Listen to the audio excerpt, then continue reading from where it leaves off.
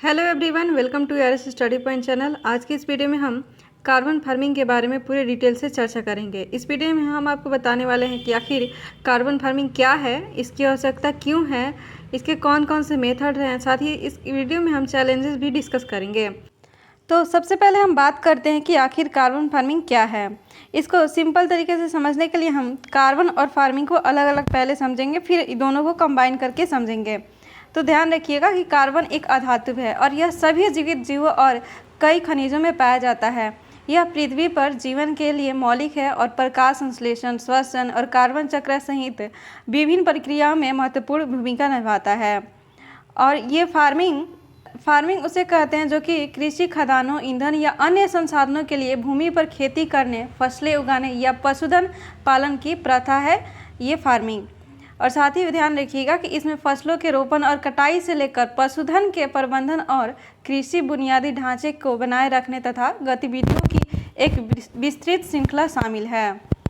Carbon farming, जिसे carbon सिक्विस्ट्रेशन भी कहा जाता है, यह कृषि प्रबंधन की एक प्रणाली है जो भूमि को अधिक कार्बन जमा करने और वायुमंडल में उत्सर्जित ग्रीन हाउस गैसेस की मात्रा को कम करने में मदद करती है। अर्थात इसको सिंपलेस्ट फॉर्म में अगर समझा जाए तो आप कार्बन फार्मिंग उसे बोल सकते हैं जो कि वो कृषि की प्रथा जिसमें कि कार्बन को मिट्टी, फसल की जड़ें, फसल की पत्तियां, लकड़ी आदि में भंडारण करने का तरीका है। कार्बन फार्मिंग के बारे में अक्सर न्यूज़पेपर्स में आते रहते हैं। तो सबसे पहले हम आपको बताते हैं कि आखिर इसकी आवश्यकता क्यों है।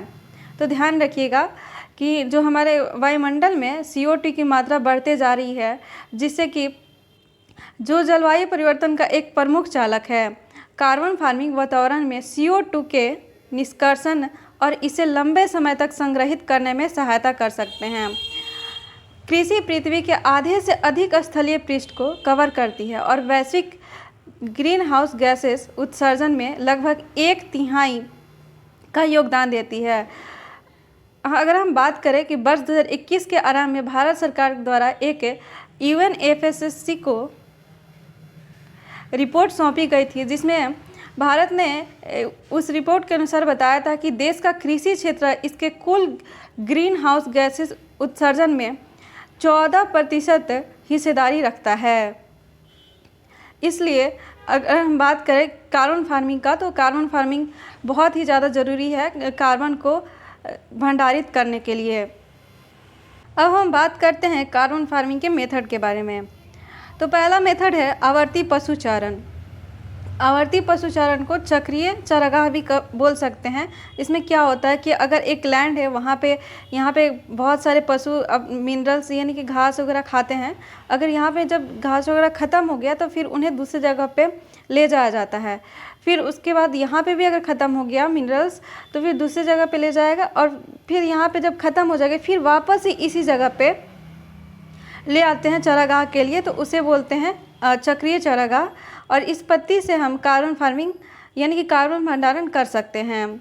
दूसरा मेथड है एग्रो फॉरेस्ट्री। इसमें जैसे ये लैंड होता है, उस लैंड के चारों तरफ कुछ पेड़ पौधे, झाड़ वगैरह लगा दिया जाए और इसके अंदर में खेती किया जाए, उसे एग्रो फॉरेस्ट्री बोला जाता है।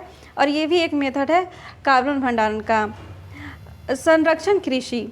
संरक्षण कृषि जैसे कि शून्य जुताई मतलब जीरो टिलेज, यानी कि अगर इस लैंड पे ये लैंड है और यहाँ पे खेती हो चुकी है, ठीक है, तो उसके बाद से यहाँ पे जुताई नहीं किया जाएगा, दोबारा से इसी बिना जुताई किए हुए खेत पे खेती की जाएगी, उसे जीरो जुताई कहा जाता है। फसल चक्र यानी कि मल्टीपल क्रॉपिंग, आवरण फसल जैसी प्रथाएं, एकीकृत पोषक तत्व प्रबंधन जैसे कि जैविक खाद और कंपोस्ट खाद का प्रयोग, कृषि पारिस्थितिकी सिद्धांतों को कृषि में एकीकृत करना, पशुधन प्रबंधन यानी आवर्ती पशुचारण तथा बेहतर भोजन गुणवत्ता जैसी रणनीतियाँ, भूमि पुनर्स्थापन यानी कि पुनर्रोपण और आर्द्र भूमि पुनर्स्थापन जैसी प्रथाएं। चलिए अब हम आपको बताते हैं कि इसके लिए कौन कौन सी चुनौतियां हैं। कार्बन फार्मिंग की सबसे बड़ी चैलेंजेस हैं भौगोलिक विविधता, पानी की उपलब्धता, जैसे कि कार्बन खेती गर्म और शुष्क क्षेत्रों में चुनौतीपूर्ण हो सकती है, जहाँ की पानी की उपलब्धता बहुत ही कम होती है। पानी की सीमित उपलब्धता पौधों के विकास में बाधा डाल सकती है। इस प्रकार प्रकाश संश्लेषण के माध्यम से पृथक्करण की क्षमता सीमित हो सकती है। उदाहरण के लिए कवर क्रॉपिंग जैसी प्रथाएं, जिनमें मुख्य फसल चक्रों के बीच अतिरिक्त वनस्पति की आवश्यकता होती है और पानी की अतिरिक्त मांग के कारण व्यवहार्य नहीं हो सकती है। इसके अलावा कौन से पौधे उगाने यानी कि फसल चयन, यह भी एक बहुत ही महत्वपूर्ण हो जाता है, क्योंकि सभी प्रजातियां समान मात्रा में या समान रूप से प्रभावी तरीके से कार्बन को इकट्ठी और संग्रहित नहीं कर सकती हैं। जैसे कि तेज़ी से बढ़ने वाले पेड़ और गहरी जड़ वाली 12 मासी घास इस कार्य में बेहतर होते हैं, लेकिन दूसरी तरफ इस प्रकार के पौधे शुष्क वातावरण के लिए उपयुक्त नहीं हो सकते हैं। यानी कि जो भी हॉट एंड ड्राई क्लाइमेट होते हैं वहाँ के लिए यह वातावरण कार्बन फार्मिंग उपयुक्त नहीं हो सकता है। इसके अलावा कार्बन कृषि पद्धतियों को अपनाने से किसानों को उन्हें लागू करने की लागत पर काबू पाने के लिए वित्तीय सहायता की आवश्यकता हो सकती है, यानी कि फाइनेंशियल रिसोर्सेज की बहुत ही ज़्यादा ज़रूरत होती है।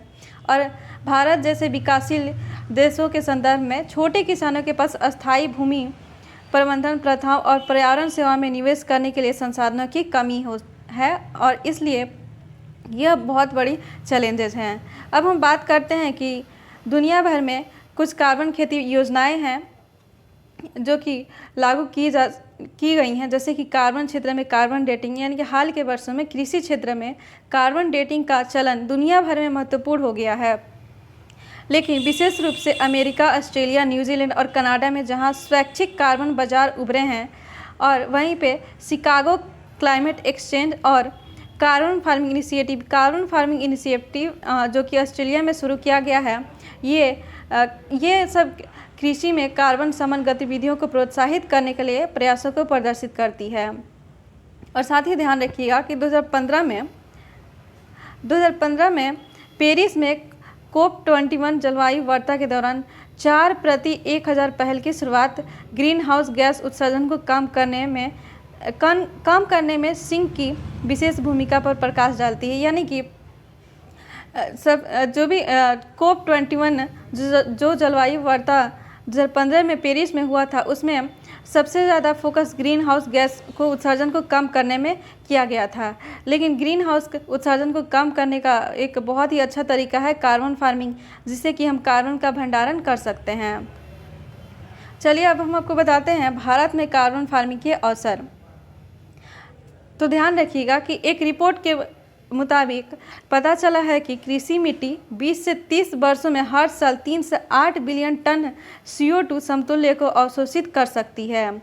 इसलिए भारत में जलवायु परिवर्तन को कम करने और खाद्य सुरक्षा बढ़ाने के लिए कार्बन खेती भी एक अस्थायी रणनीति हो सकती है। लेकिन इसे बढ़ाने के लिए सीमित जागरूकता यानी कि अवेयरनेस बहुत ही कम है। अपर्याप्त नीति समर्थन, तकनीकी बाधाएं और एक सक्षम माहौल सहित कई चुनौतियों का समाधान करने के लिए ठोस प्रयासों का भारत में ज़रूरत है। फिर भी कार्बन खेती को बढ़ावा देना भारत के हित में है, क्योंकि यह मिट्टी के स्वास्थ्य में सुधार करते हुए जलवायु परिवर्तन को कम करने, जैव विविधता को बढ़ाने और इसे अपनाने वालों के लिए आर्थिक अवसर पैदा कर सकता है। और साथ ही ध्यान रखिएगा, अगर भारत में कार्बन फार्मिंग को बढ़ावा दिया जाए तो जो भारत का टारगेट है 2070 का नेट जीरो एमिशन, उसे भी कंप्लीट करने में यह एक बहुत ही अच्छी भूमिका निभा सकता है। तो थैंक यू फ्रेंड्स, आज का हमारा वीडियो यहीं पे समाप्त होता है। आज के इस वीडियो में हमने कार्बन फार्मिंग के बारे में डिटेल से चर्चा किया है। अगर आपको ये वीडियो अच्छी लगी हो तो like, share and subscribe. Thank you.